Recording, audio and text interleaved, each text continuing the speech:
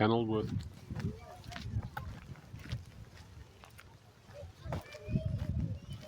Apparently arriving along this route by torchlight on the evening of Saturday 9th July 1575, Elizabeth I was presented with the keys to the castle by the Lady of the Lake, a performer seated on a moving artificial island in the mere.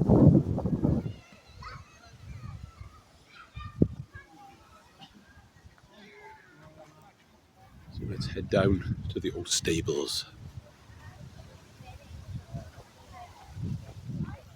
The original keep was started in the 1120s in the reign of Henry I. He granted a large chunk of land to the Sheriff of Warwickshire. Within a couple of years, this is what he was building.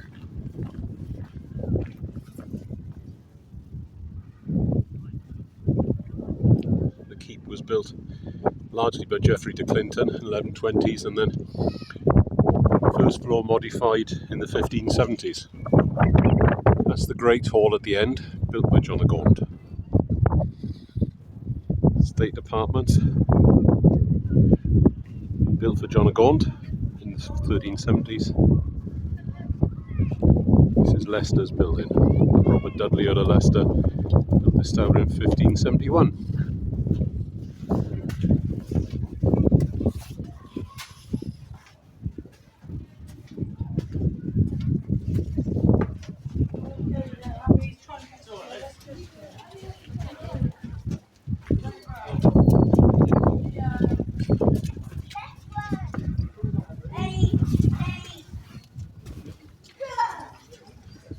So that's the basement. First floor was above, and eventually King John added a fighting gallery above that. That was modified in the 16th century to provide dining accommodation.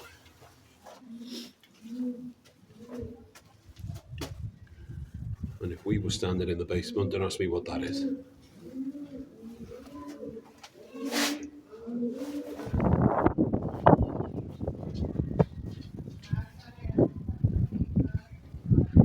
So from the keep, we'll go across to the Great Hall.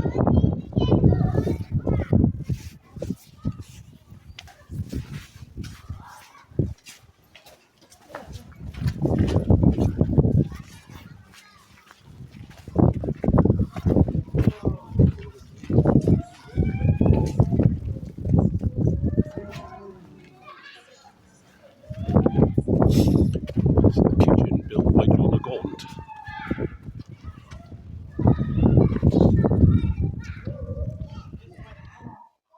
So there's the keep. Now we're going to go up, further up the Great Hall area.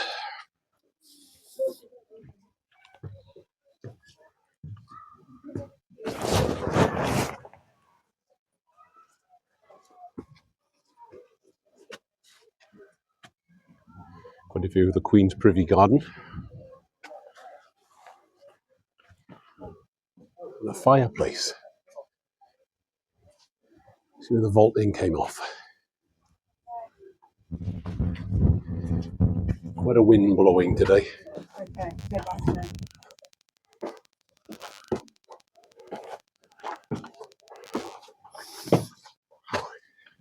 Thank you.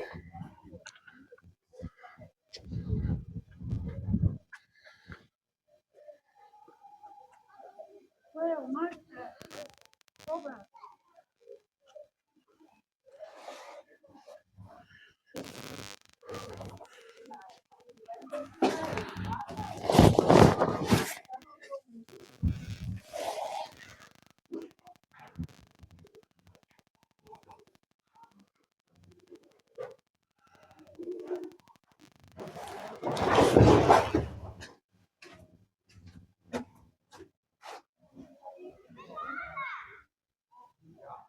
First, however, down here.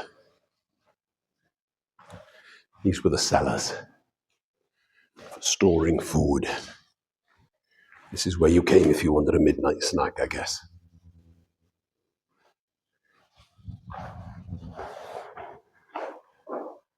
Not a huge amount of natural light coming in here, though. I don't suppose you needed it, really. In total, 4 windows. Remains of a staircase, maybe.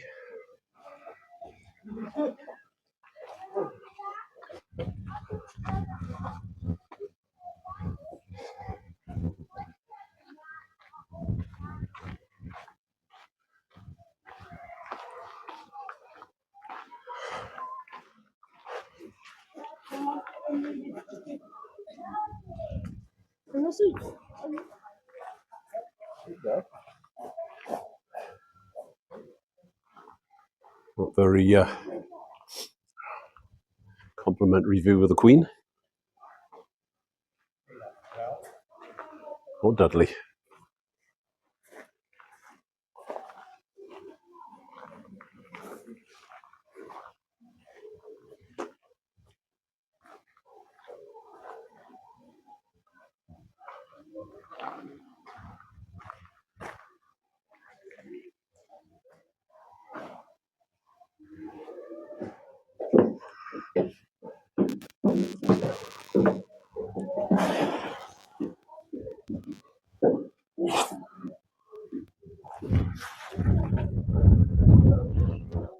That's Anne Boleyn, not Mary. Who knew? Anne Boleyn, of course, being Elizabeth's mother.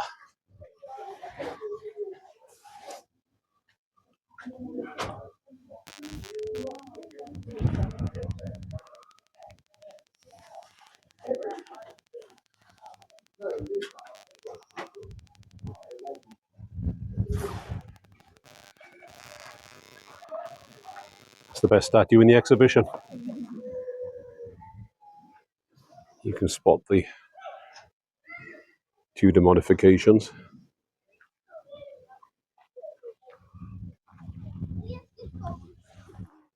So from the Great Hall, we now go into the state apartments.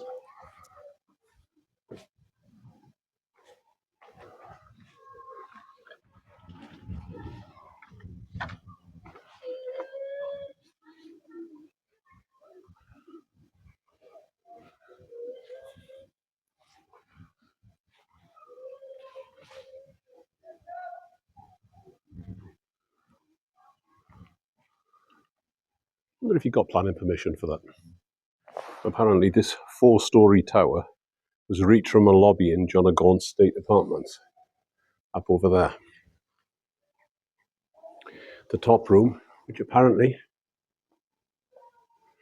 rich in architectural detail and superb views, almost certainly served as Gaunt's private retreat, and there were latrines for the household staff at ground and first floor levels. How prosaic is that?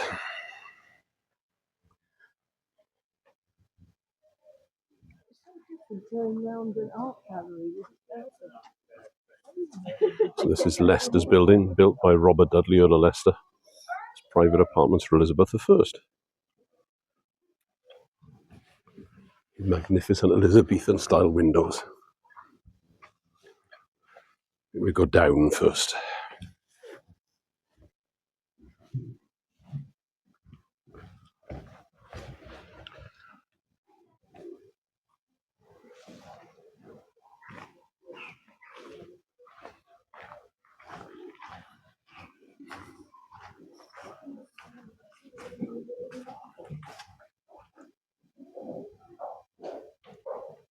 No homes for pigeons.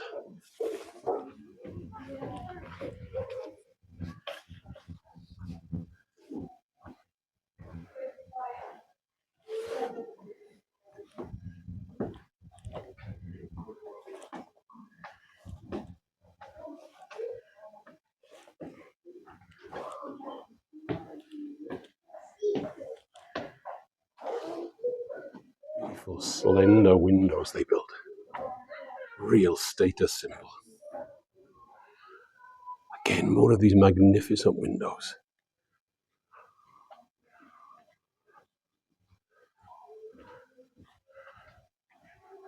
And how about that for a fireplace? They do definitely need a glazing firm in here, and to be honest, a few roofers as well. How about that for a view?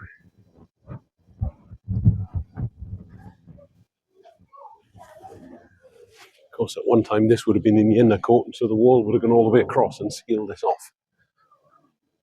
So commoners like me would not have got in here.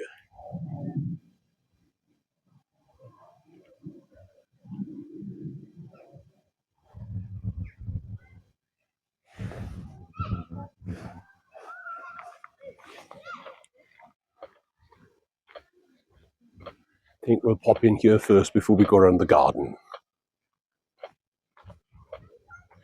So this gatehouse was built as an imposing entrance to the castle by Robert Dudley, Earl of Leicester, in the early 1570s. After the Civil War, in the 17th century, it was converted into private residence by Colonel Joseph Hawkesworth.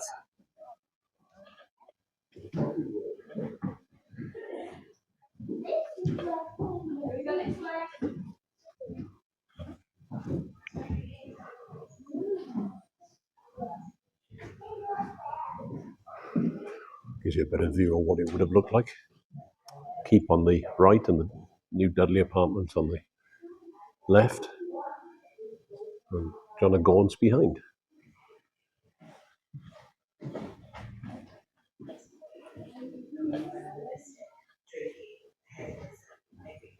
So the fireplace is alabaster and was put into Queen Elizabeth's apartments for her. They were moved here from there, though they're dated 1571, and so to the panelling above.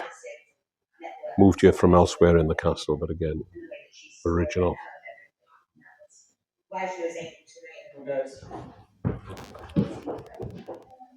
Though set up as a Elizabethan style bedroom, it's not.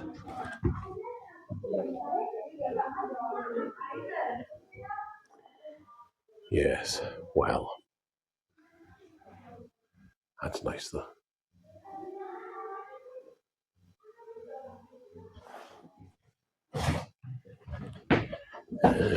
Wood-coated stairs. At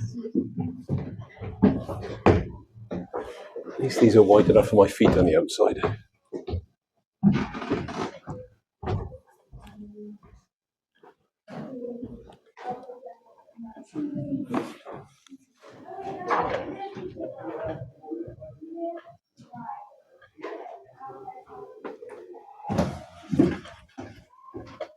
Now with the weather spitting, let's go up into the Queen's privy gardens.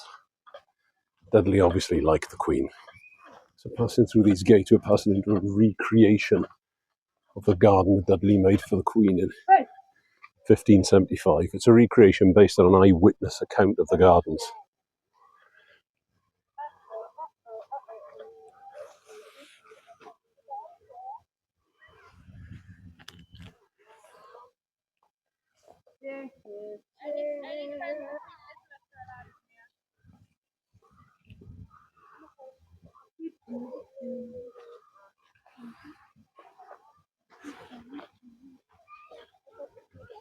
Look, in the fountain, there's a guy holding a bowl. Big bowl.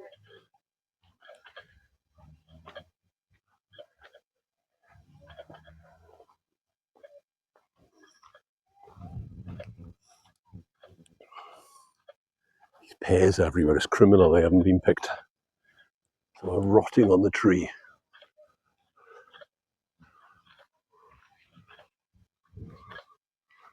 And of course you've got the aviary. Still not entirely sure how I feel about this.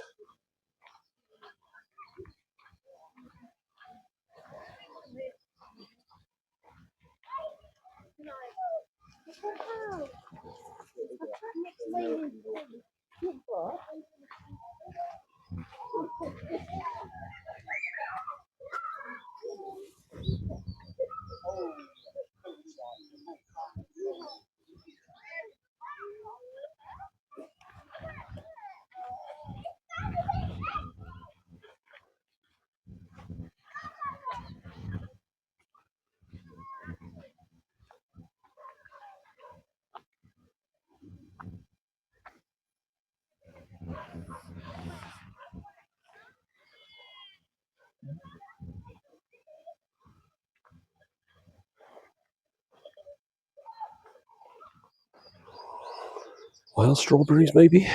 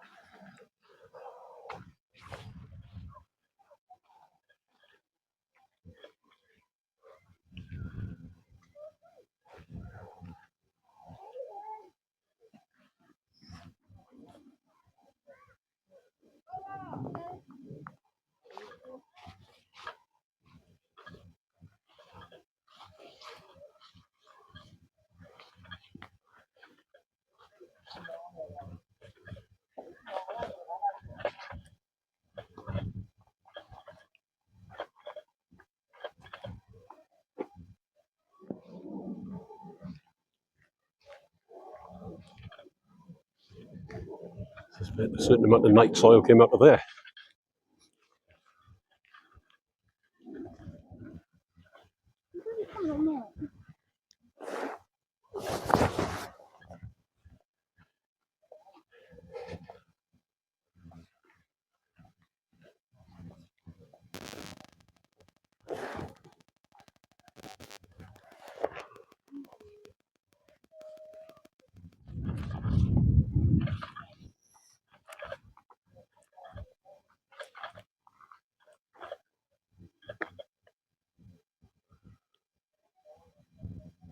The view of the Great Hall.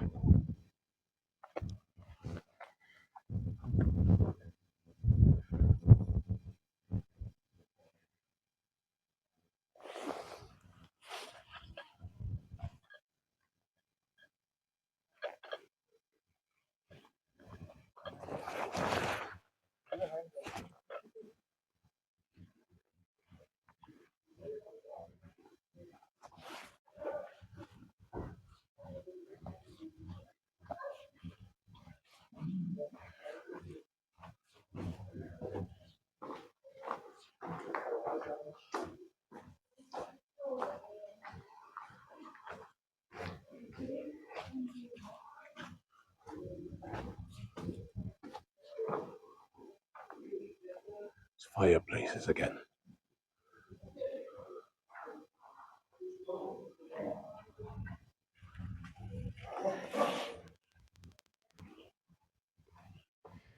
So right up into the beginning of the Civil War, Kenilworth was in one piece, and it was just vacated by the Royalists. Parliament took it over, but at the end of the Civil War they slighted it so that it couldn't become a stronghold for the Royalists again. Seems a bit of a pity, but there we are.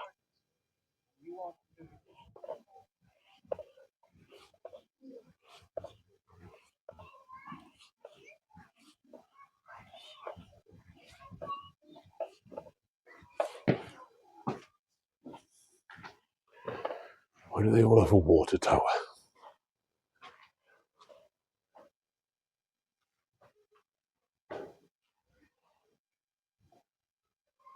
It's a 19th century pith helmet, got to do with anything.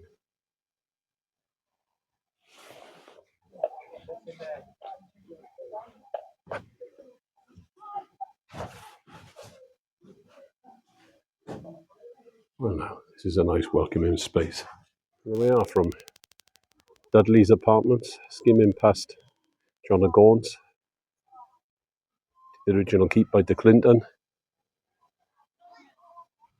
Elizabethan gatehouse by Dudley, and the later rather nice stables.